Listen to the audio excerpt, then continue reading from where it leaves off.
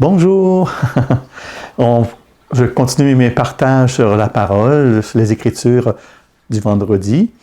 Et le texte qui nous est présenté, on est dans la première semaine du temps ordinaire, après le temps de Noël. Et nous avions parcouru depuis lundi le chapitre 1. Et nous sommes rendus au chapitre 2, au verset 1 à 12 de l'Évangile de Saint Marc. Proclamation de ce texte pour commencer. Quelques jours après la guérison d'un lépreux, Jésus vint à Capharnaüm et l'on apprit qu'il était à la maison. Tant de monde s'y rassembla qu'il n'y avait plus de place, pas même devant la porte. Il leur annonçait la parole. Arrivent des gens qui lui amènent un paralysé, porté par 4 hommes. Comme ils ne peuvent l'approcher à cause de la foule, ils découvrent le toit au-dessus de lui. Ils font une ouverture et descendent le brancard sur lequel était couché le paralysé. Voyant leur foi, Jésus dit au paralysé, « Mon enfant, tes péchés sont pardonnés. » Or, il y avait quelques scribes assis là, qui raisonnaient en eux-mêmes. Pourquoi celui-là parle-t-il ainsi? Il blasphème. Qui donc peut pardonner les péchés, sinon Dieu seul? Percevant aussitôt dans leur esprit les raisonnements qui se faisaient, Jésus leur dit, « Pourquoi tenez-vous de tels raisonnements? Qu'est-ce qui est le plus facile? De dire à un paralysé, « Tes péchés sont pardonnés » ou bien de lui dire, « Lève-toi, prends ton brancard et marche. » Eh bien, pour que vous sachiez que le Fils de l'homme a autorité pour pardonner les péchés sur la terre, Jésus s'adressa au paralysé. « Je te le dis, lève-toi, prends ton brancard et rentre chez toi, à ta maison. » Il se leva, prit aussitôt son brancard et sortit devant tout le monde. Tous étaient frappés de stupeur et rendaient gloire à Dieu en disant, « Nous n'avons jamais rien vu de pareil. » Nous voyons encore le Seigneur entouré d'une foule. Tant de monde se rassembla, il n'y avait plus de place, même devant la porte.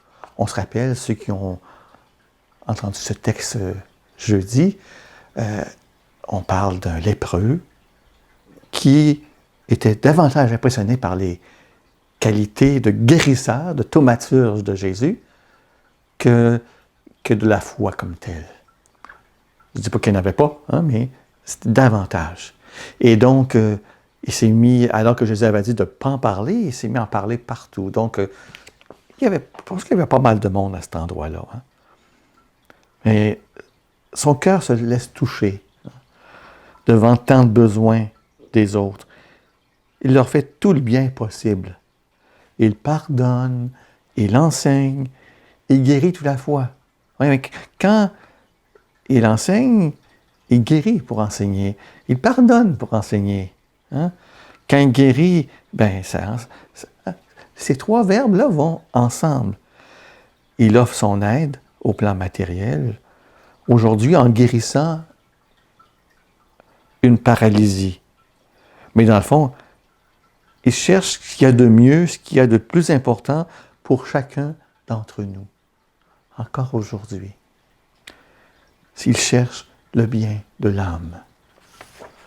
Jésus Sauveur veut nous laisser une espérance certaine de salut. Il est même capable de pardonner les péchés et compatir à notre faiblesse morale.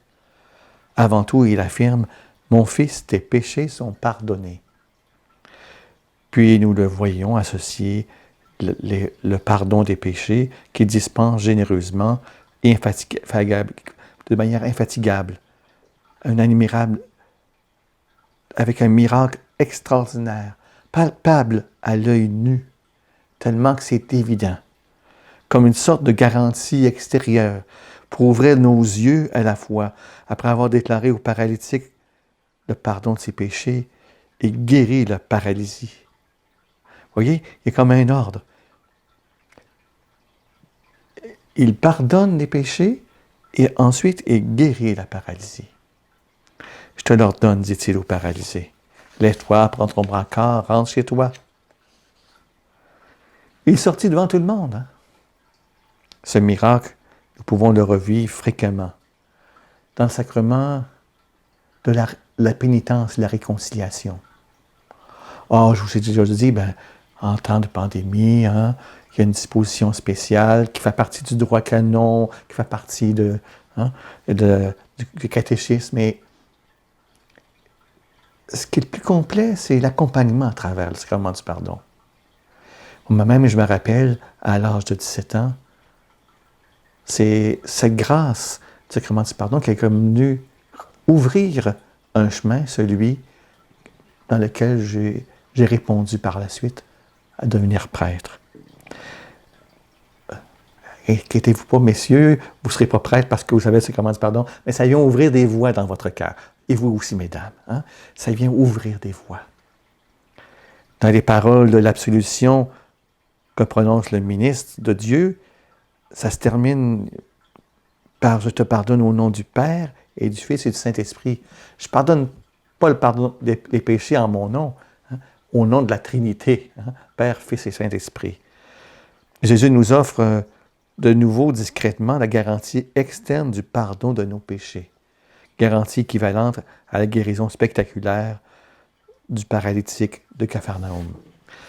Cette garantie externe, c'est qu'on se le fait entendre dire, ça a une portée dans la guérison de l'âme, de se faire dire « Je te pardonne » au nom du Seigneur, Père, Fils et Saint-Esprit. Voici que nous entamons, depuis lundi, un nouveau temps ordinaire. Et l'on rappelle aux croyants l'urgente nécessité d'une rencontre sincère et personnelle avec Jésus miséricordieux. Celui-ci nous invite à ne rien brader, à ne pas négliger le nécessaire pardon qu'il nous offre dans le sein de l'Église. Ce pardon, nous avons à le vivre en le recevant de l'Église, par l'Église, ce pardon de Dieu, et aussi ce pardon à le donner. C'est la marque indélébile de la croyante et du croyant, ce pardon qu'on reçoit et qu'on donne. Je vous souhaite un bon vendredi. Amen.